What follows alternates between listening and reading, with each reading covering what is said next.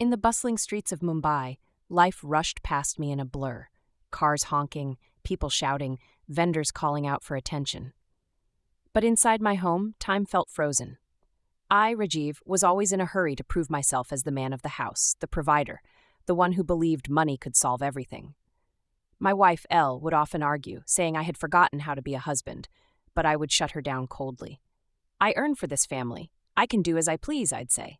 The words tasted bitter, but I swallowed them like truth. Elle would fall silent after my sharp words, but I never once stopped to see the weight of that silence.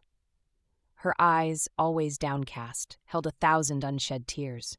I never asked her what was wrong because, in my mind, if I was paying the bills, I was doing my part. I thought love could be measured by currency.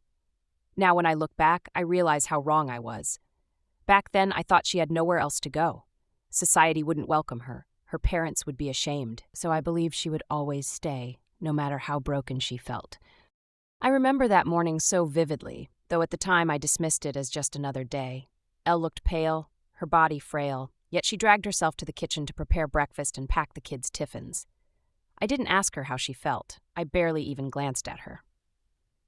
"See a doctor," I muttered casually as I picked up my bag, not realizing that those words would be my last careless advice before everything fell apart. She looked at me then, eyes glassy, as if pleading, but I ignored it. I was already out the door. By evening, when I finally returned, she was lying on the bed, her skin burning with fever. She called me weakly as I entered, but I waved her off. I had brought some medicine. Wasn't that enough? I placed it on the table like I was doing her a favor. "Take this," I said, and walked away, not noticing how her hands trembled when she reached for it, nor the tears that slipped down her cheeks when I turned my back. I didn't care to sit beside her, didn't place a comforting hand on her forehead. She was alone, even with me there. That night as I ate dinner, my mother watched Elle from across the room, her eyes sharp, her tongue sharper. "This house doesn't need her," she scoffed, her voice cold as steel. "Everything runs just fine without her." I didn't defend Elle. Why would I? In my eyes, she was always there, like the walls of the house, silent and unmovable. But I couldn't see that her foundation was crumbling. I didn't know that the woman who held us together was slipping away while we ignored her struggle, treating her like she was invisible until she truly was. While I slept soundly that night, dreaming of work and bills and deadlines, Elle lay awake in the next room, her body racked with fever, her mind racing through every moment of loneliness and rejection. She clutched her stomach, trying to will the pain away, but there was no one to hold her, no one to whisper comfort. She cried quietly, careful not to wake anyone, because in this house even her pain had to be silent. I wish now I had heard her cries, but my sleep was too deep, wrapped in my selfish bubble of ignorance. The next morning, I woke up, stretched, and prepared for work like nothing had happened. I never even peeked into her room to check on her. I left, playing the role of the dutiful provider, feeling proud of my paycheck that would supposedly fix everything. I didn't realize that while I put on my suit and tie, Elle was struggling to breathe, her fever rising higher, her body weaker. I didn't notice that she hadn't eaten or even gotten out of bed.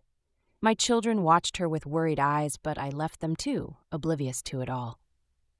By afternoon, her condition had worsened so much that my mother finally called me at work. I remember her voice, sharp but uneasy. "She's not moving much. Come home when you can," she said, but I brushed it off. "I'll be home soon," I replied, pushing her words aside like they were an annoying task on my to-do list. I didn't sense the urgency, didn't imagine that life as I knew it was about to shatter. I prioritized finishing my reports, believing she would be fine. Because wasn't she always fine, even when she wasn't? When I finally got home, I knew something was wrong the moment I walked in. The house, usually filled with the sounds of Elle moving about, was too quiet. I rushed to her side, calling her name, but her eyes didn't open. Her skin was cold, her breathing shallow. Panic gripped me as I gathered her in my arms and raced to the hospital, praying it wasn't too late. But deep inside, a voice whispered that maybe it already was. The guilt started to creep in, gnawing at the walls I had built around my heart. At the hospital, time slowed into a nightmare. Doctors and nurses rushed around, but I could see the looks they exchanged, grim, serious, and filled with something I didn't want to face. I sat in that cold waiting room, running my hands through my hair, realizing how blind I had been. How many times had I chosen work over her? How many times had I thought that money was love? My mind raced with every moment I had ignored her, every tear she had wiped alone. And then, when the doctor approached, I knew from his face she was gone. As I sat there, frozen, the doctor's words echoed in my ears, but I couldn't process them. She didn't make it, he had said, as if her death was just another case. My heart pounded so hard I thought it would burst. How could this happen? She was always there, cooking, cleaning, loving, caring. Now the woman I barely acknowledged was gone. Forever. I walked back home, her absence heavy in the air. Each step felt like walking through water. I knew when I opened that door, I would never see her standing in the kitchen, never hear her voice again. That night, the house felt like a tomb. The walls that once echoed with her soft humming were now painfully silent. The children cried themselves to sleep, calling for the mother who would never come. My mother, who had always dismissed her, sat quietly in a corner, perhaps realizing for the first time that Elle had been the heart of this house. And me?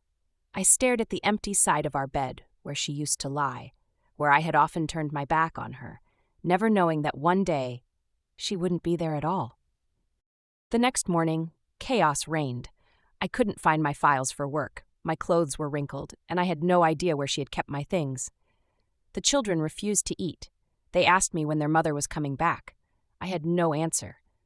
I realized how much she had done, things I had never even noticed. Meals, schoolwork, keeping the house together. My mother sat helplessly as if realizing too late that she didn't know how to care for a family without Elle. Everything was falling apart, and I stood in the middle, powerless to stop it. Days turned into weeks, but nothing got easier. I would come home from work expecting her to be there, waiting with a smile, or at least a silent glance. But there was nothing. Just emptiness. My phone stayed silent because she wasn't there to check in on me anymore. No one waited for me. I would stare at her photo on the wall, and my chest would ache. I never told her I loved her. Not even once in all these years. Now those words screamed inside me. Trapped. Useless. Because the person they were meant for was gone. As I sat alone one evening, I remembered all the times she had asked me for help or just for a moment of kindness. How easily I had dismissed her, thinking a man's job was only to earn. I never saw the quiet strength it took to carry the home on her shoulders. Now that she was gone, I saw her everywhere. Her scent still lingered in her sari hanging behind the door, her bangles still sat on the dresser. But these were only memories now, and memories couldn't cook dinner, couldn't hold the children when they cried. One night, I woke up to the sound of my youngest crying. I went to his room and in the dim light saw him clutching his mother's scarf, tears rolling down his cheeks. "Where is Mummy, Papa?" he whispered, breaking my heart.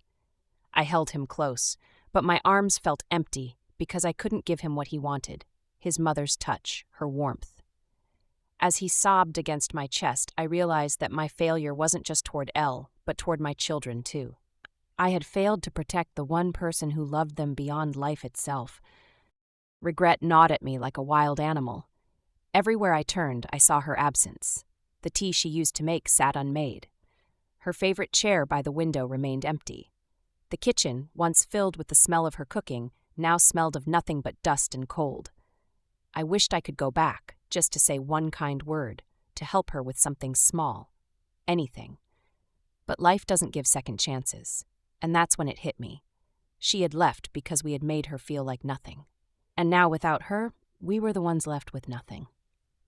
My mother, once so sharp and dismissive, now wandered around the house, lost.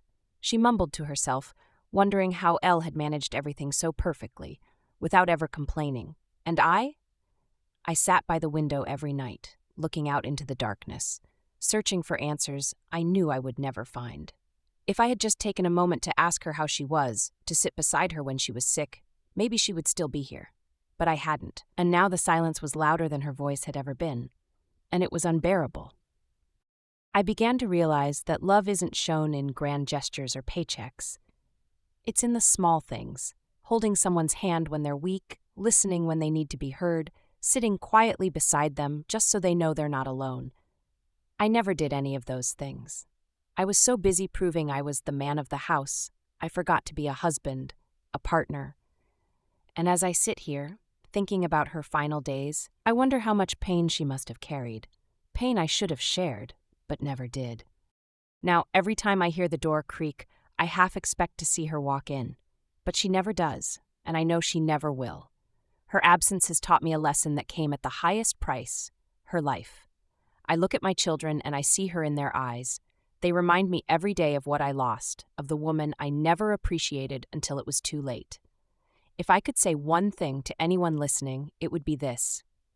Don't wait until love becomes a memory to value it. Because by then, all that's left is regret.